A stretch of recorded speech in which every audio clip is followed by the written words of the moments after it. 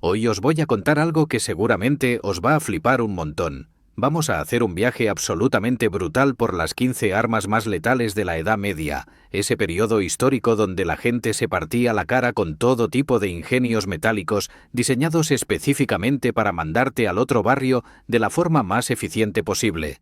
Y cuando digo eficiente, me refiero a que estas bellezas de acero y madera eran verdaderas máquinas de matar optimizadas durante siglos de guerras constantes. Así que agarraos bien porque esto va a ser un paseo sangriento por la historia del armamento medieval. Antes de meternos de lleno en el tema, déjame pedirte un favor enorme.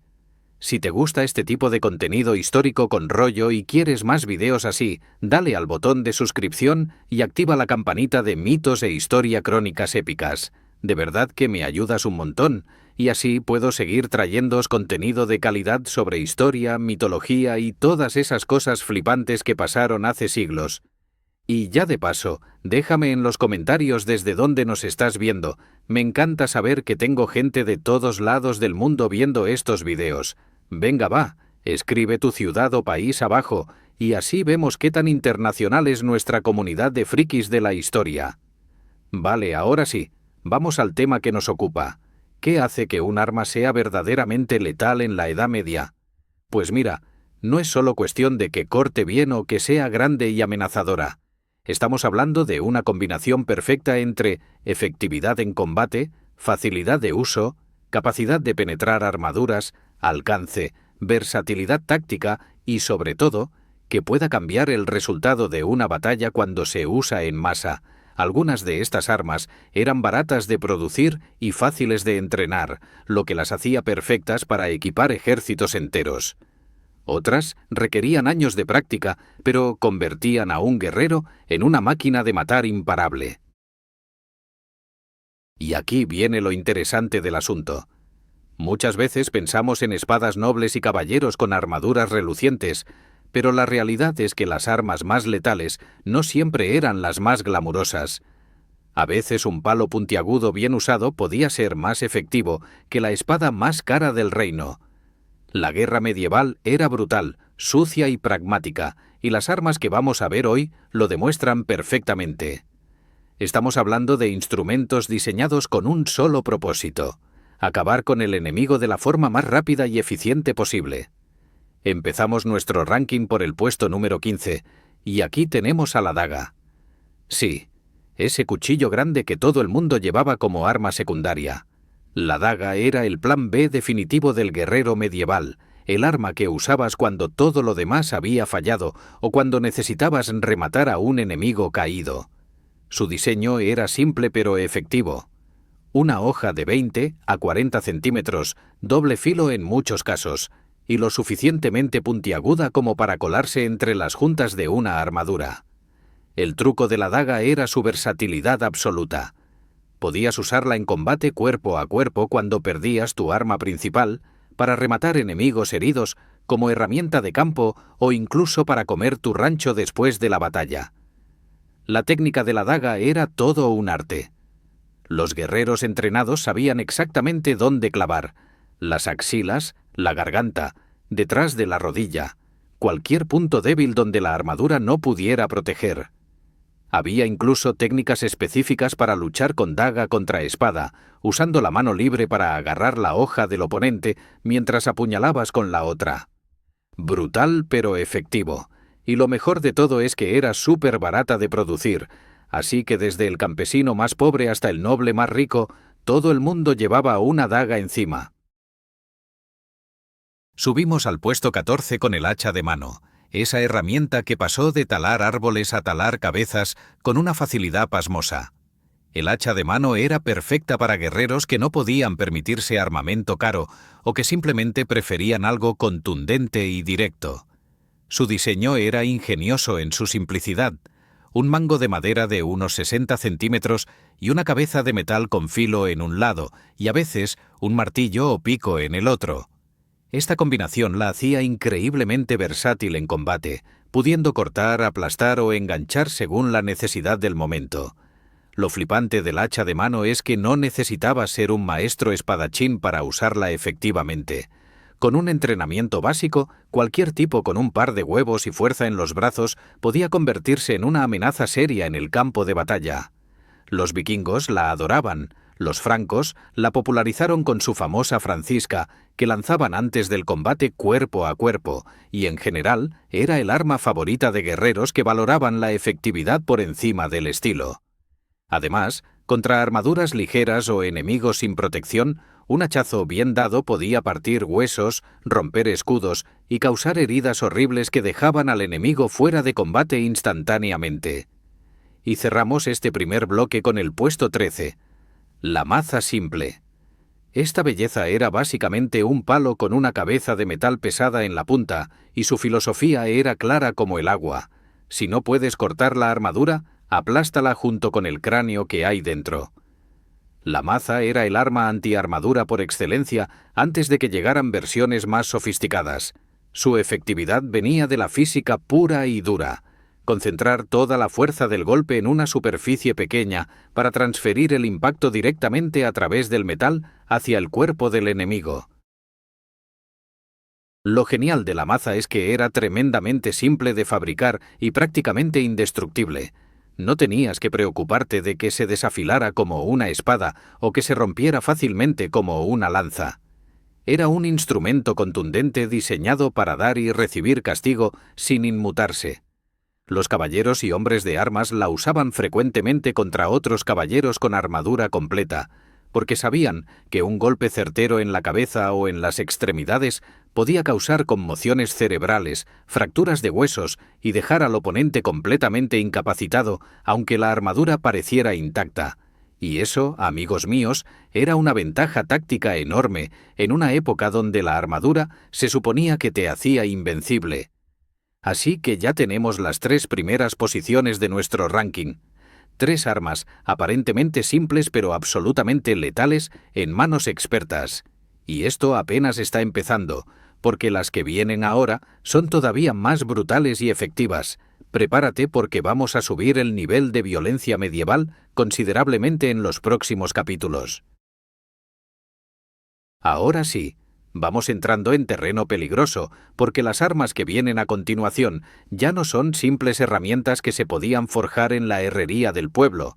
Estas eran piezas de ingeniería bélica que exigían habilidad, precisión y una buena dosis de mala leche para usar correctamente. Del puesto 12 al 10 entramos en la liga de los guerreros serios, los que ya no iban al combate por obligación, sino porque realmente disfrutaban el espectáculo. Prepárate, porque aquí empiezan las cosas a ponerse feas, pero también muy interesantes. En la posición 12 tenemos a la espada corta, también conocida como gladius en su versión romana o arming sword en su versión medieval. Este arma era la descendiente directa de siglos de evolución del combate cuerpo a cuerpo. Tenía una hoja de entre 60 y 80 centímetros, lo que la hacía perfecta para el combate cerrado. No era el arma de los caballeros elegantes montados a caballo, sino de los soldados que se partían la cara a pie en trincheras o choques masivos de infantería. Su gran ventaja era la velocidad y el control. Ligera, fácil de desenfundar y muy efectiva en espacios reducidos. Los guerreros que usaban la espada corta solían acompañarla con un escudo o broquel, lo que les daba un equilibrio formidable entre defensa y ataque. A diferencia de las espadas largas, que requerían espacio para blandirse, la espada corta podía apuñalar en ráfagas rápidas o cortar con precisión quirúrgica. Era el arma preferida en emboscadas, duelos improvisados o combates donde cada centímetro contaba.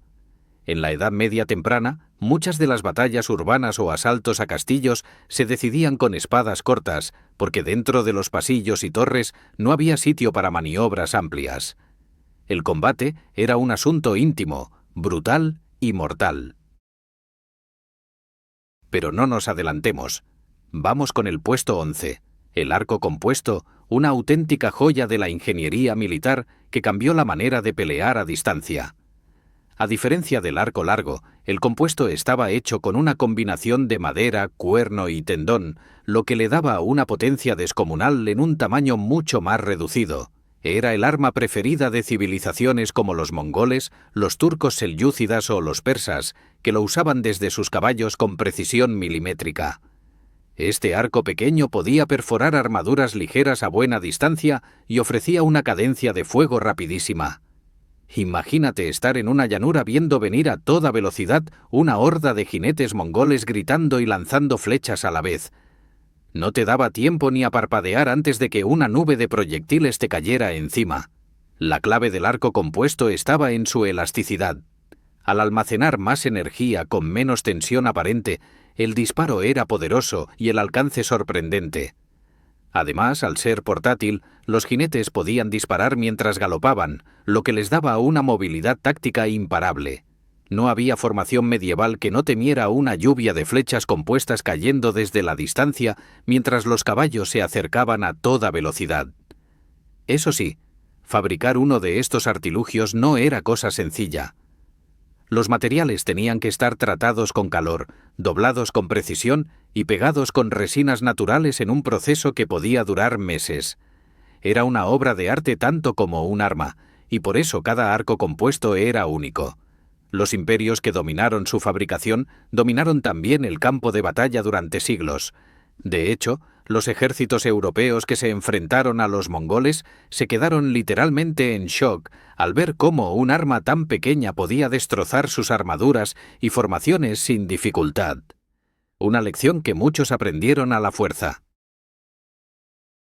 Y llegamos al puesto 10. La lanza común, la reina de la economía de guerra. La lanza fue posiblemente la primera arma fabricada por el ser humano, y en la Edad Media seguía siendo tan relevante como siempre. Un palo largo, una punta metálica y un buen par de brazos bastaban para convertir a un campesino en un soldado medianamente útil.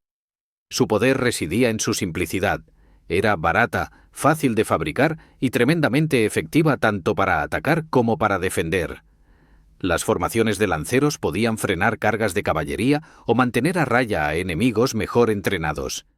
En batallas medievales, las lanzas eran el muro que separaba la vida de la muerte.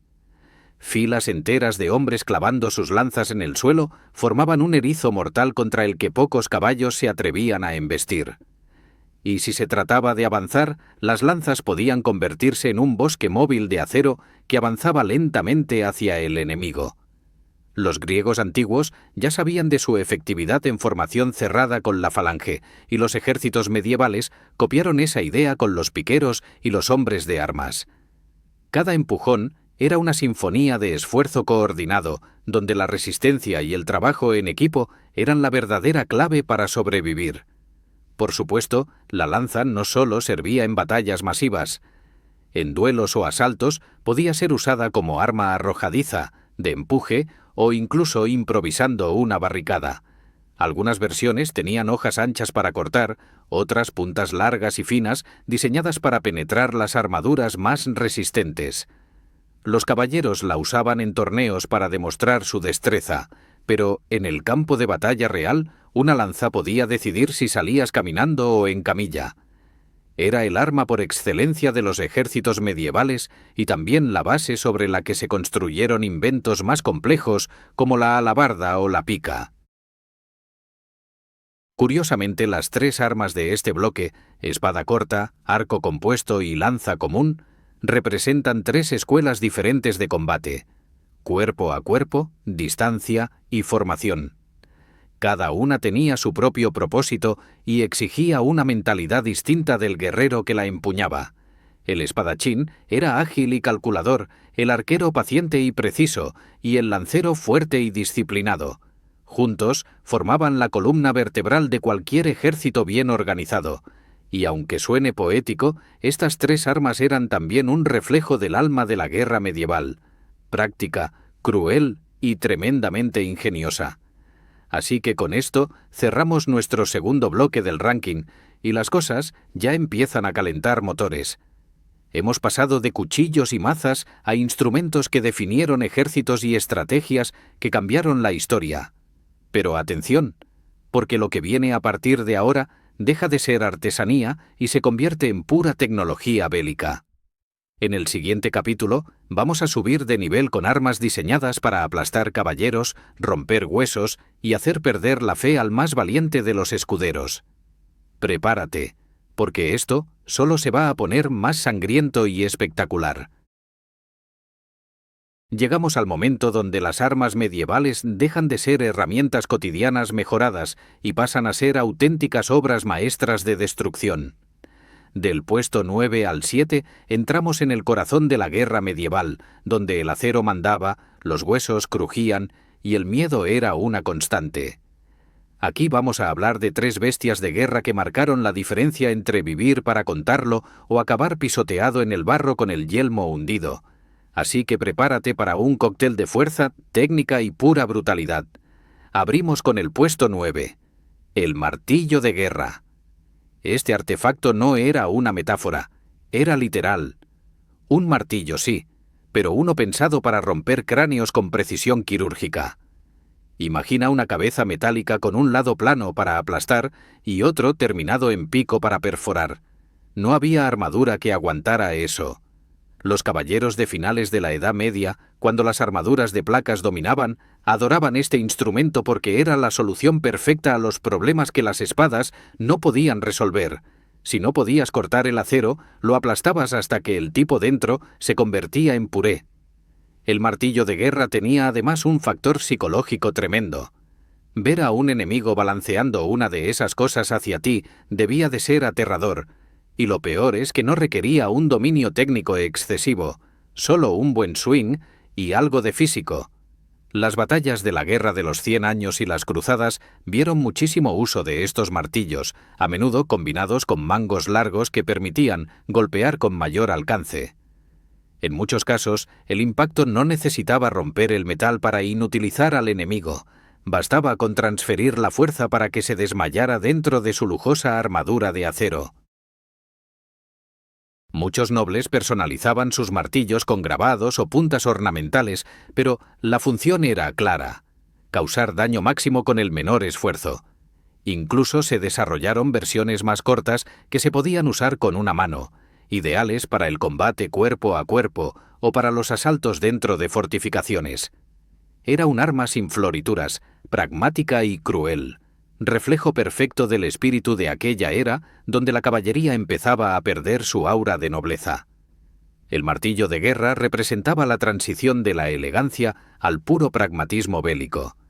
En el puesto 8 nos topamos con una de las armas más temidas y polémicas de toda la Edad Media, la ballesta.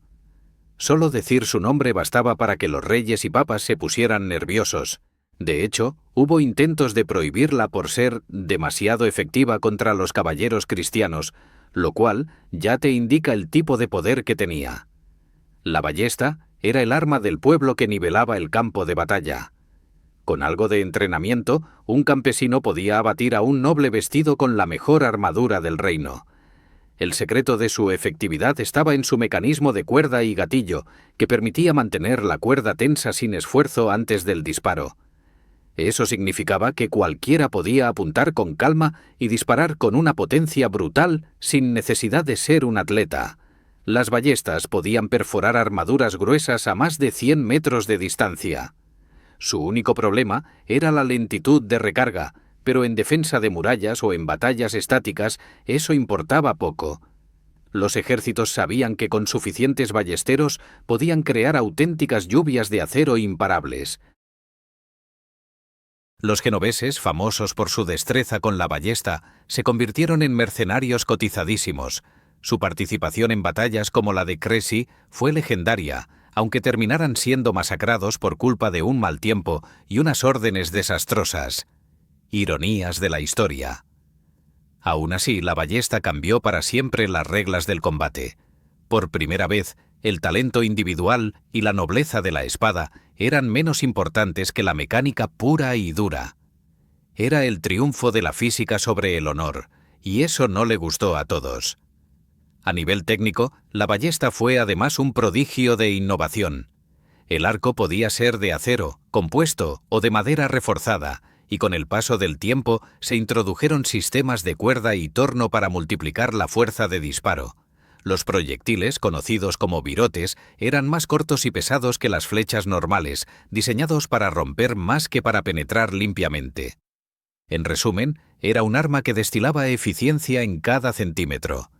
Quizás por eso el clero la consideró tan desalmada, porque convertía la muerte en cuestión de apretar un gatillo. Y llegamos al puesto 7, la estrella de muchas leyendas medievales, la espada larga. Aquí entramos en la categoría de armas con estilo. Porque vamos a admitirlo, todos en algún momento hemos querido blandir una de estas como si fuéramos Aragorn o un caballero en busca de gloria.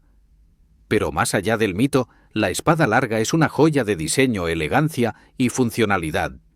Su hoja de entre 90 centímetros y 1,20 m permitía tanto golpes poderosos como estocadas precisas. Era el arma definitiva para el duelo, la defensa y el ataque versátil. Aunque a menudo se asocia a la nobleza, su uso era común entre soldados profesionales que podían invertir tiempo en dominarla. A diferencia de la espada corta, requería control, técnica y equilibrio. Las escuelas de combate europeas desarrollaron tratados enteros sobre cómo usarla correctamente, con movimientos de guardia, fintas y agarres que convertían el combate en una danza mortal. La espada larga no era solo para cortar o pinchar, también se usaba para bloquear, desarmar o incluso golpear con la empuñadura si el enemigo se acercaba demasiado. Era una extensión completa del cuerpo del guerrero. En batallas como Tauton o Poitiers, las filas de soldados armados con espadas largas eran símbolo de disciplina y entrenamiento. Estas armas dominaban tanto los duelos como los combates masivos. Además, podían romper huesos o atravesar grietas en armaduras con una buena estocada. La espada larga representaba el punto medio perfecto entre fuerza, rapidez y equilibrio, y por eso sobrevivió en uso durante siglos, incluso después de la aparición de armas de fuego. Un verdadero clásico de la matanza refinada. Y si hay algo que distingue a la espada larga, es su carácter simbólico. No solo era una herramienta de batalla, era un símbolo de estatus, de poder y de fe. Muchas eran bendecidas o forjadas con inscripciones religiosas y se convertían en herencias familiares que pasaban de padres a hijos. Blandir una espada larga era tanto una responsabilidad como un honor.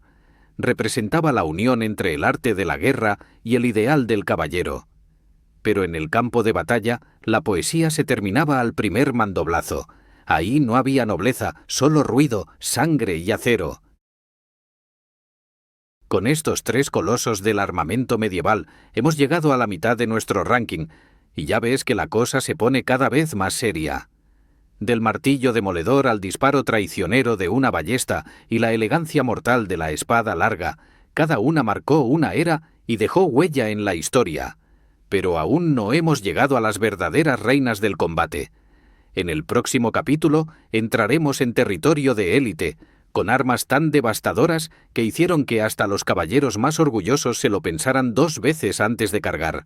Así que respira hondo, que lo que viene es pura carnicería medieval.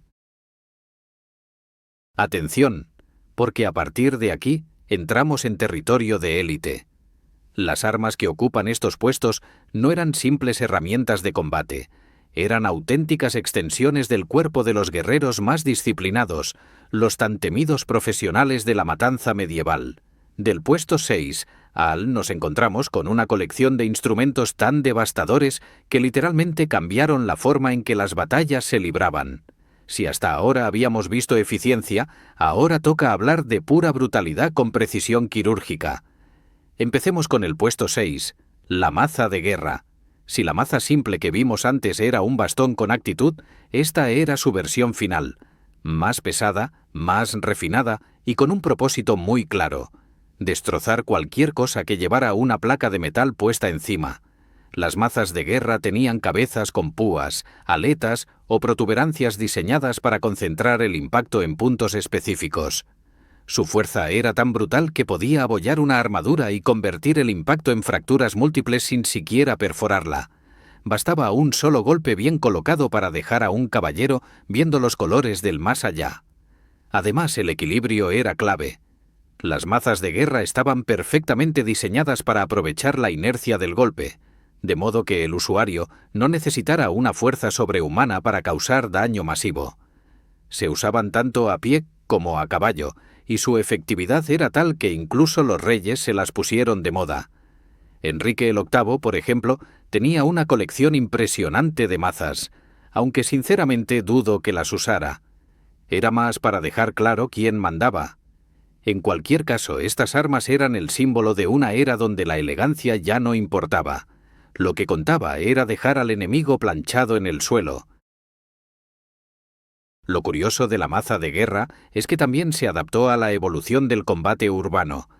En ciudades amuralladas, donde los combates eran estrechos, los golpes de martillo y maza eran ideales.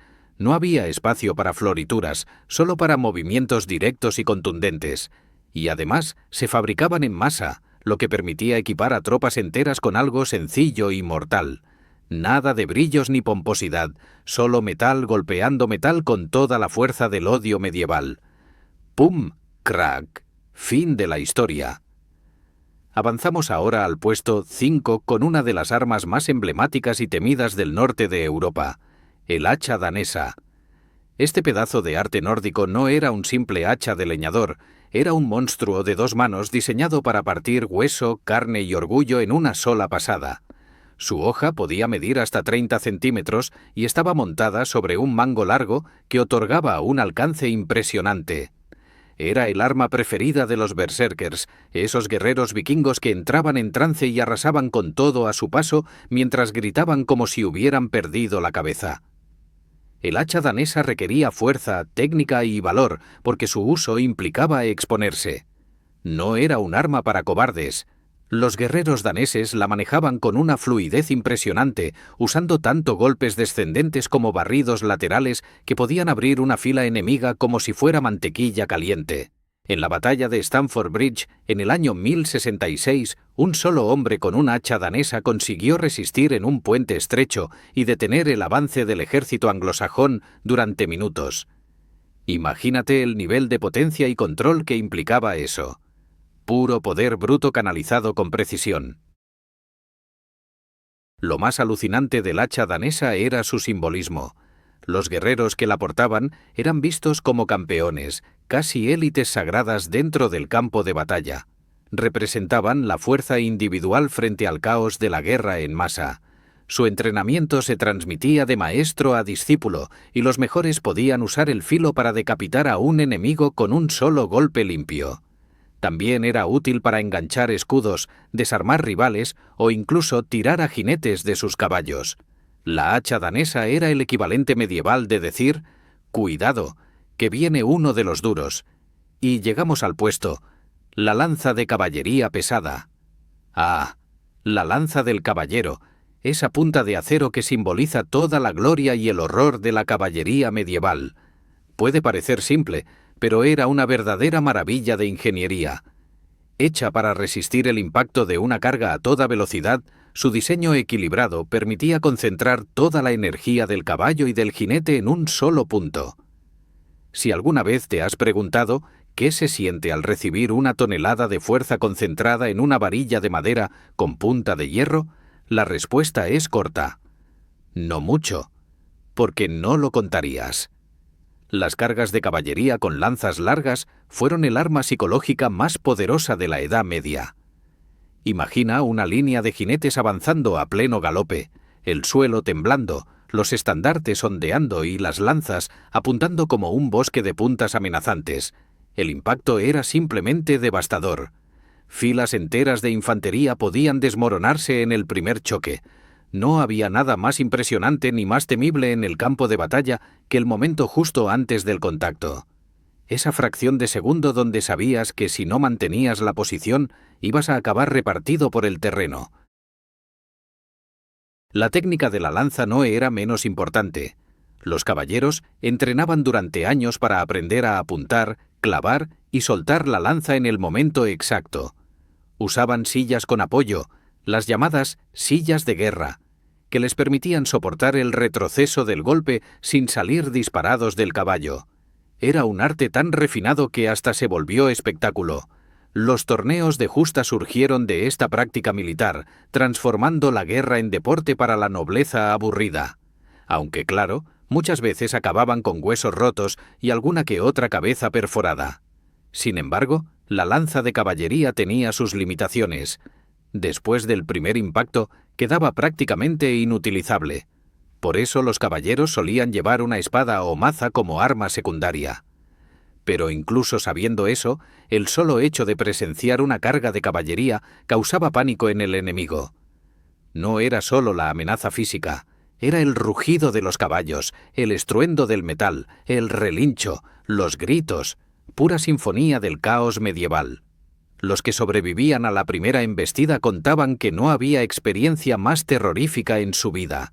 Así que estas tres armas, la maza de guerra, el hacha danesa y la lanza de caballería pesada, representan el pico de la fuerza bruta combinada con la técnica letal. Cada una dominaba un aspecto distinto del combate. La maza, la contundencia, el hacha, la agresividad y la lanza, la precisión devastadora. Eran herramientas que separaban a los soldados comunes de los verdaderos asesinos de élite de la época. Y lo mejor de todo es que aún no hemos llegado al podio. Porque lo que viene ahora son las tres armas definitivas, las que dictaron ley durante siglos. Prepárate para conocer las reinas absolutas de la guerra medieval, donde el acero y la genialidad se dan la mano para crear pura poesía sangrienta. Aquí llegamos al podio, y lo hacemos con fuerza bruta, precisión suiza y un diseño digno de un inventor que pensaba claramente: ¿por qué conformarse con un arma cuando puedo tener tres en una? Sí, hablamos de la alabarda, la auténtica reina de la infantería medieval. Este monstruo de acero combinaba la versatilidad de una lanza, el filo devastador de un hacha y un gancho traicionero en la parte trasera para enganchar o desmontar enemigos. Era literalmente el sueño húmedo de cualquier soldado de a pie que quisiera enfrentarse a un caballero y vivir para contarlo. La alabarda no nació de la nada. Surgió en los campos de batalla europeos durante los siglos XIV y XV, cuando los ejércitos tuvieron que buscar formas de resistir las cargas de caballería pesada. Los suizos, expertos en pelear siendo pocos y estar rodeados de montañas, fueron los primeros en popularizarla y darle forma definitiva. Estos hombres sabían que para detener un caballo en carga hacía falta algo más que valor. Hacía falta un arma que combinara alcance, filo y control. Y voilà. Así nació esta combinación explosiva de lanza, hacha y gancho. Los piqueros suizos se convirtieron en legendarios gracias a su dominio de esta arma. Formaban densas formaciones llamadas cuadros, auténticos muros humanos que avanzaban con las alabardas apuntando en todas direcciones. Desde lejos parecían un erizo metálico en movimiento, imposible de penetrar sin dejar la vida en el intento. En batallas como Morgarten o Sempach demostraron que con disciplina, coordinación y unas cuantas toneladas de acero bien afilado podían derrotar a la caballería más poderosa de Europa. Los caballeros franceses y austríacos aprendieron por las malas que cargar contra una formación de alabarderos suizos era básicamente firmar la sentencia de muerte. Pero no creas que todo era cuestión de moverse en bloque. Un alabardero experimentado era una máquina individual de muerte. Podía usar la punta para mantener al enemigo a raya, girar el asta para dar un tajo lateral devastador o enganchar el gancho trasero para arrebatar el arma del contrincante. El rango de movimientos posibles era enorme, lo que convertía cada combate en una danza brutal de acero y reflejos. Algunos tratados de combate de la época describen técnicas específicas para aprovechar el peso del arma y el impulso del giro para romper paradas o esquivar embestidas. Tácticamente, la alabarda cambió el equilibrio de poder. Antes de su aparición, los caballeros eran prácticamente los amos del campo de batalla. Su armadura los protegía, su lanza les daba alcance y su caballo les otorgaba velocidad. Pero con la llegada de los alabarderos, el juego cambió. Por primera vez la infantería podía plantar cara y ganar. Las cargas de caballería que antes parecían imparables empezaron a ser repelidas con una eficacia aterradora. El poder de los nobles a caballo se desmoronaba, mientras que las milicias de pueblo armado empezaban a dominar el terreno con disciplina y acero. La belleza de la alabarda era también su economía. Mientras que armar a un caballero requería una fortuna, una alabarda costaba una fracción de eso y podía fabricarse rápidamente en grandes cantidades. era el arma del hombre común contra la élite. Su éxito fue tal que pronto otros ejércitos comenzaron a copiar el modelo suizo. Los alemanes crearon sus propias versiones, más pesadas y ornamentadas, mientras que en Italia y Francia se adaptaron para diferentes necesidades. Donde había un ejército de infantería, había alabardas. Era el símbolo del cambio de era, del paso de la nobleza feudal a los ejércitos nacionales organizados, y no solo servía en campo abierto. En asedios, la alabarda era una herramienta perfecta para el combate cuerpo a cuerpo en zonas reducidas. Su gancho servía para arrastrar enemigos de las murallas o controlar escaleras, y su filo podía atravesar puertas o empalizar troncos. Incluso dentro de los castillos, en los combates de pasillo, el arma seguía siendo letal. En pocas palabras, no había situación en la que la alabarda no tuviera algo útil que aportar. Era la multitarea definitiva del campo de batalla medieval. Con el paso del tiempo, la alabarda se convirtió también en símbolo ceremonial. Guardias reales y regimientos de élite la mantuvieron como parte de su armamento, incluso cuando las armas de fuego empezaron a dominar el mundo.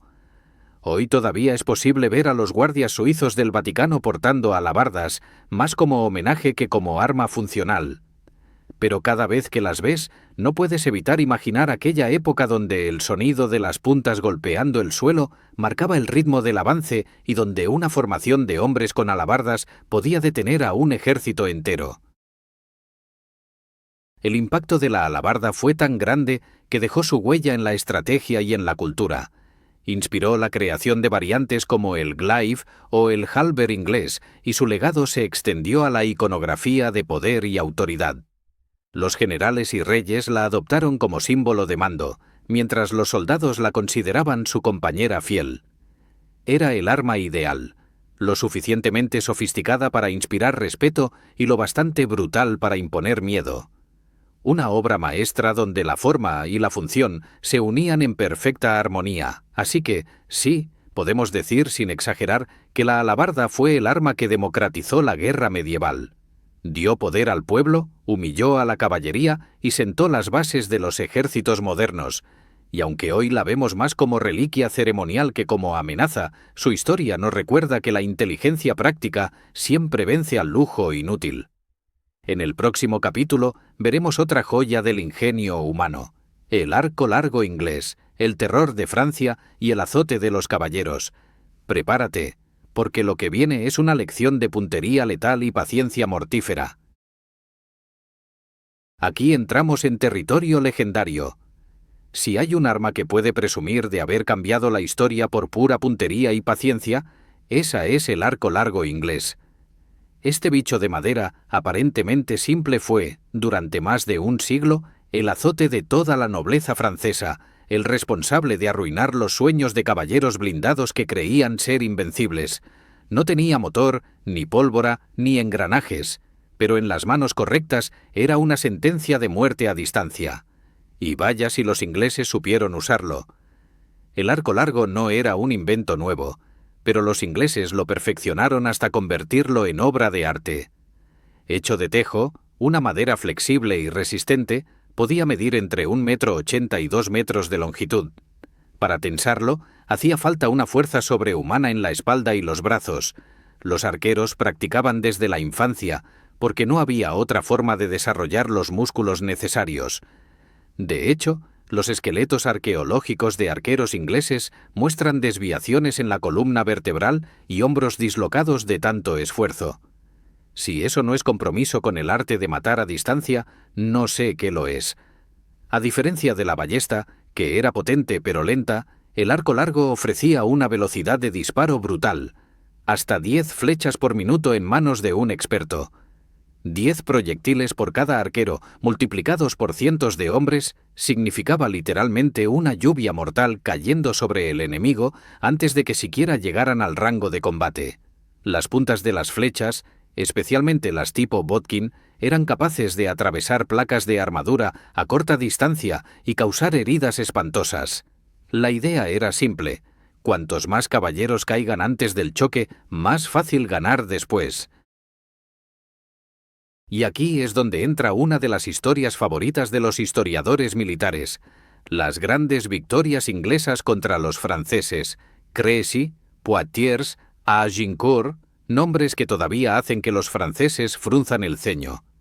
En cada una de esas batallas, los ingleses, superados en número, usaron su combinación de terreno, táctica y fuego a distancia para arrasar a las fuerzas enemigas. En Crécy, en el año 1346, los arqueros ingleses destrozaron a la caballería francesa mientras una tormenta hacía el terreno un lodazal. Los caballos se quedaron atascados, los jinetes se amontonaron unos sobre otros y las flechas hicieron el resto. Pura pesadilla en medieval. Poitiers, casi una década después, fue más de lo mismo. Los franceses cargaron con toda su pompa y orgullo hacia una muralla invisible de flechas. Los ingleses los esperaron con calma, disparando sin cesar hasta que el terreno quedó cubierto de cuerpos y hierro retorcidos. Pero la joya de la corona llegó con Agincourt, en el año 1415, la cumbre del poder del arco largo. Enrique el V, con un ejército agotado, hambriento y empapado de lluvia, enfrentó a un enemigo 3 veces más grande. Resultado, una masacre tan brutal que los cronistas todavía se preguntan cómo fue posible. Bueno, la respuesta está en los arqueros. En Agincourt, los ingleses se atrincheraron tras una línea de estacas afiladas para frenar a la caballería. Cuando los franceses cargaron, las flechas cayeron como tormenta. Miles de caballeros quedaron derribados, heridos o atrapados bajo sus propios caballos en el barro. Los que lograban llegar al combate cuerpo a cuerpo estaban tan agotados que eran presa fácil. Fue una humillación de proporciones históricas y una demostración del poder de un arma bien usada. Desde entonces, el arco largo se convirtió en símbolo nacional, casi un emblema de la astucia inglesa frente a la arrogancia francesa. Pero el arco largo no solo era letal en batalla abierta, también era un arma de asedio, perfecta para mantener a distancia a los defensores de castillos o eliminar a los vigías desde posiciones seguras. Los arqueros solían coordinarse con tropas de infantería ligera para debilitar al enemigo antes de cada avance. En defensa, eran la primera línea de respuesta, capaces de frenar asaltos antes de que se acercaran las escaleras. Además, su bajo costo comparado con las ballestas o armas más sofisticadas lo hacía ideal para ejércitos grandes y móviles. Por supuesto, dominar esta arma no era tarea fácil. El entrenamiento era constante. La ley inglesa obligaba a los hombres a practicar el tiro con arco los domingos, bajo pena de multa. Sí, has oído bien. Si no ibas a practicar, te multaban. El resultado fue una generación entera de hombres con precisión felina y fuerza brutal. Los cronistas contaban que las flechas de los arqueros ingleses podían atravesar un barril de vino a distancia. Y aunque suene exagerado, no hay duda de que eran una de las formaciones más temidas del continente. El arco largo también tenía su lado psicológico. Visualiza el campo de batalla cubierto de flechas clavadas, el sonido del silbido en el aire, los caballos relinchando desesperados. Era una experiencia aterradora incluso para los soldados veteranos. Muchos enemigos rompían filas antes del contacto solo por ver lo que les esperaba. Y si lograban sobrevivir al primer ataque, aún tenían que enfrentar el cuerpo a cuerpo, con hombres que ya sabían perfectamente cuándo disparar, cuándo retroceder y cómo rematar sin piedad. Su impacto histórico fue tan grande que se siguió usando incluso cuando las armas de fuego ya empezaban a imponerse. Y no era porque los ingleses fueran lentos en adaptarse, sino porque el arco largo seguía siendo mucho más preciso y silencioso que las primeras armas de pólvora. Pero claro, su punto débil era el propio arquero. Entrenar a un tirador de arco largo tomaba años, mientras que enseñar a un soldado a disparar un arcabuz se podía lograr en semanas. Así, poco a poco, el arco largo pasó de ser la pesadilla de Europa a una reliquia del pasado glorioso. Aún así, nada le quita su mérito. El arco largo no solo cambió la forma de pelear, también cambió la mentalidad militar. Demostró que la disciplina, la táctica y el ingenio podían vencer a la fuerza bruta. Y cada vez que alguien menciona a Agincourt, uno no puede evitar imaginar esa escena. los caballeros franceses cayendo uno tras otro bajo una lluvia interminable de flechas inglesas. Si la alabarda fue la reina del combate cercano, el arco largo fue el rey indiscutible de la muerte a distancia. Y todavía nos queda el número 1 de nuestra lista, el arma absoluta, la dueña del campo de batalla medieval. Agárrate, porque lo que viene ahora es pura dominación táctica. Y aquí estamos, llegamos al número 1, el arma más letal, la más temida, la más simbólica de toda la Edad Media. No fue una invención de lujo ni una herramienta exclusiva de reyes o caballeros dorados, sino una creación colectiva, refinada durante siglos de guerra y sufrimiento. Hablamos de la lanza en formación, la pica y sus variantes, el instrumento que transformó la guerra europea y que convirtió a ejércitos de campesinos en auténticas murallas humanas de acero. La madre de todas las armas medievales, simple, barata, pero devastadora cuando se usaba con disciplina.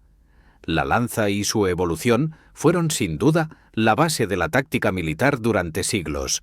Su versión más poderosa, la pica, podía medir hasta 5 o 6 metros, y cuando cientos de hombres la empuñaban en sincronía, formaban algo que podía detener incluso al mejor ejército de caballería del continente. Esta no era un arma de héroes individuales, sino de masas coordinadas. La fuerza de la lanza estaba en la unidad. Cada soldado confiaba literalmente su vida en que el de al lado mantuviera su lugar y su firmeza. Si uno flaqueaba, el muro se rompía, y entonces sí, todo se iba al infierno. El concepto se consolidó en Suiza y Flandes, donde las milicias urbanas y los campesinos hartos de pagar impuestos decidieron defenderse a su manera.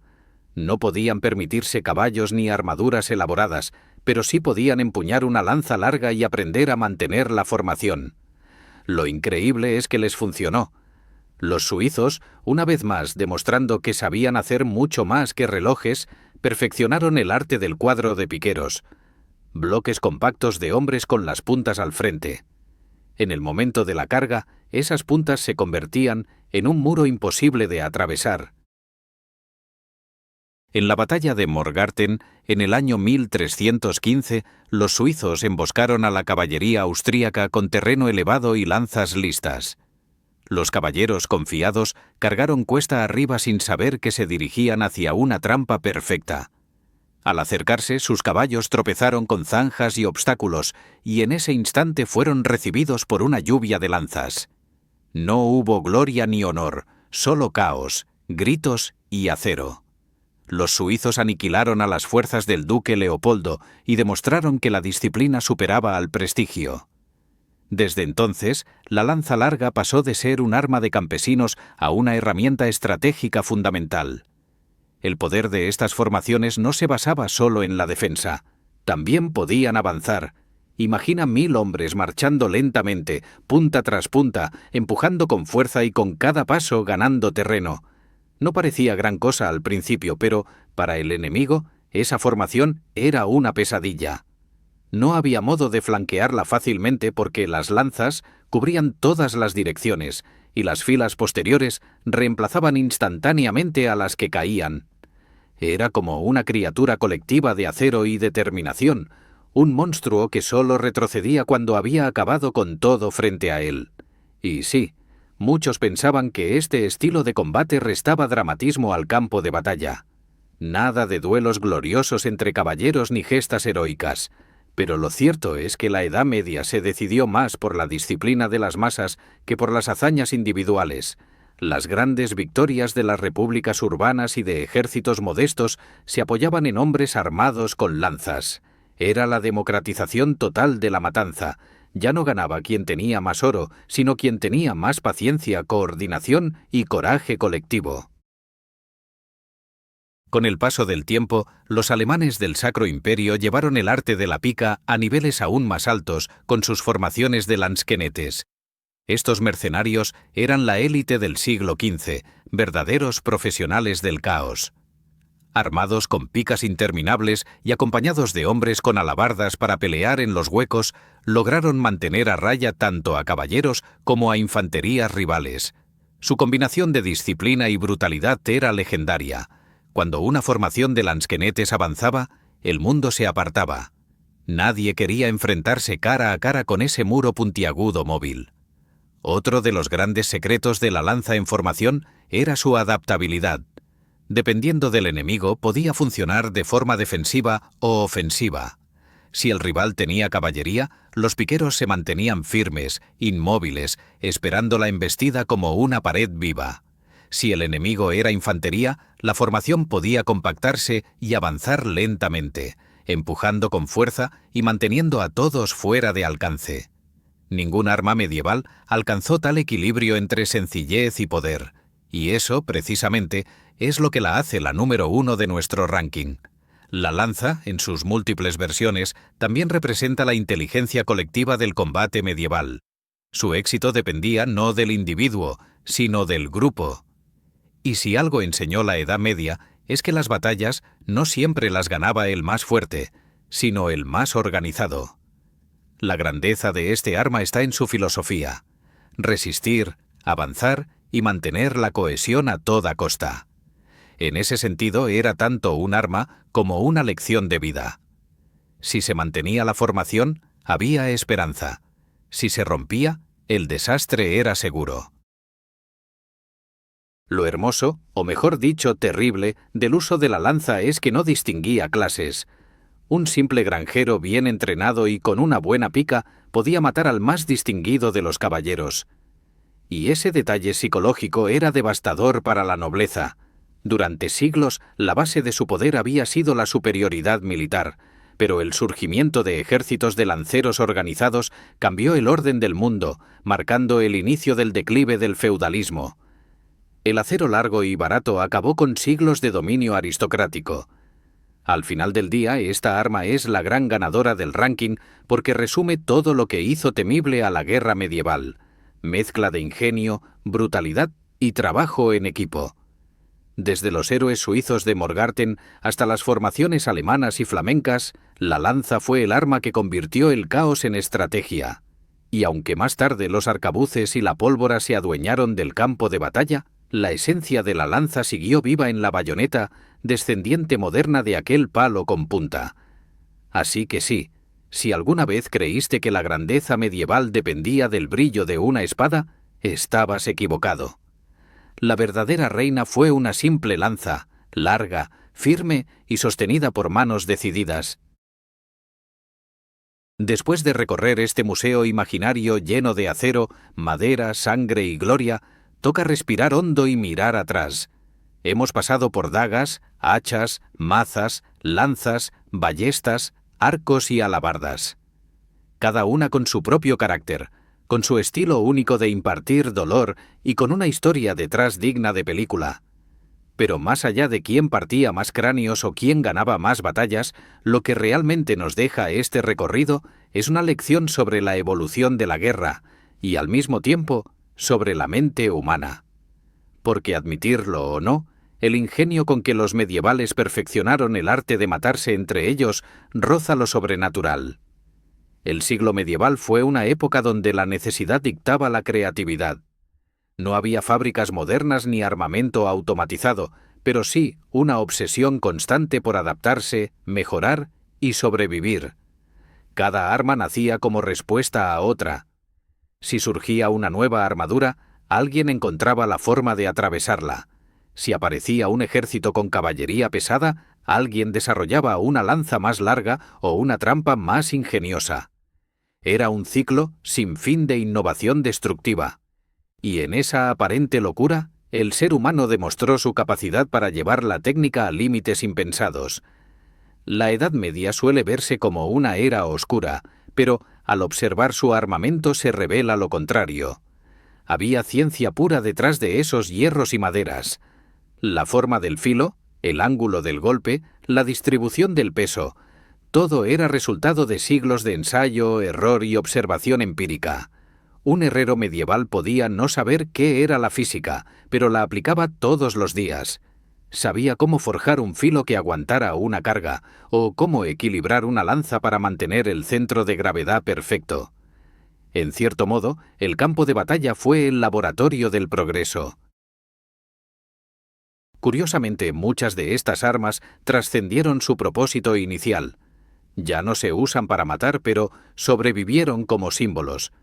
La espada, por ejemplo, se convirtió en emblema de justicia y honor. La alabarda, en insignia ceremonial de poder. La lanza, en la base conceptual de las armas modernas.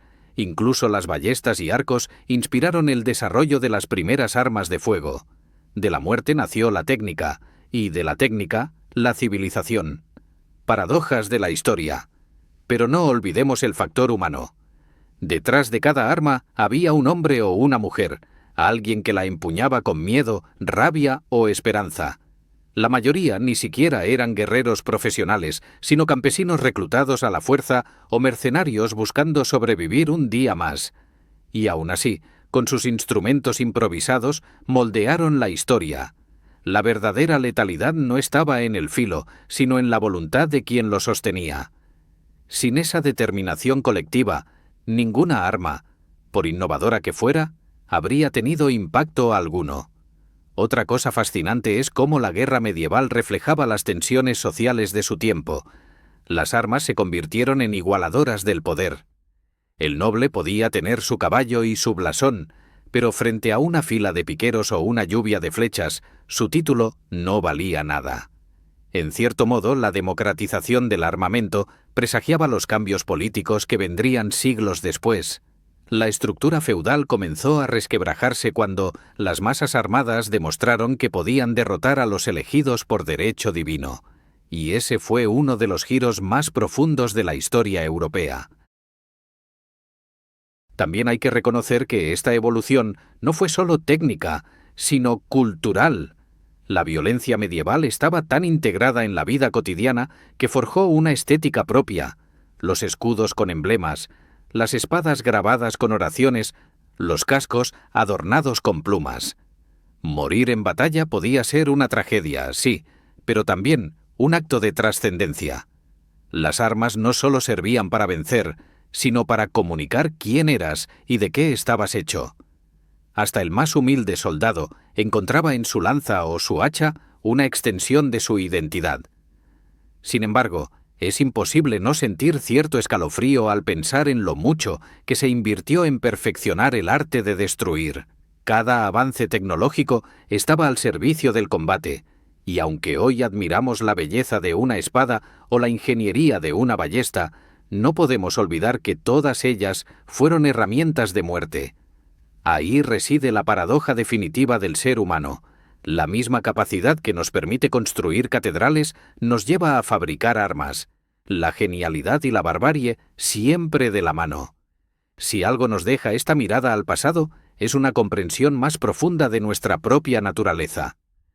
Las armas medievales no eran simplemente objetos, eran reflejos del contexto, símbolos del ingenio y también del miedo. Nos enseñan que la supervivencia y la creatividad van de la mano, y que incluso en los tiempos más brutales se escondía una forma de arte. Cada filo forjado, cada lanza levantada, fue una expresión tanto de violencia como de humanidad. Sí, suena contradictorio, pero así fue la Edad Media, una mezcla de devoción y destrucción. Y con eso llegamos al final de este viaje por el arsenal medieval. Ojalá que además de imaginar el sonido de las espadas chocando y las flechas silbando en el aire, también te quedes con la idea de que cada arma tiene una historia que contar, más allá de la sangre que derramó. Si te ha gustado este recorrido por la locura fascinante de la guerra medieval, suscríbete al canal Mitos e Historia Crónicas Épicas para más viajes al pasado. Cada semana exploramos lo que nos hizo ser quienes somos, con humor, curiosidad y unas cuantas dosis de historia sangrienta. Porque si algo hemos aprendido hoy es que detrás de cada arma hay una época, y detrás de cada época una buena historia.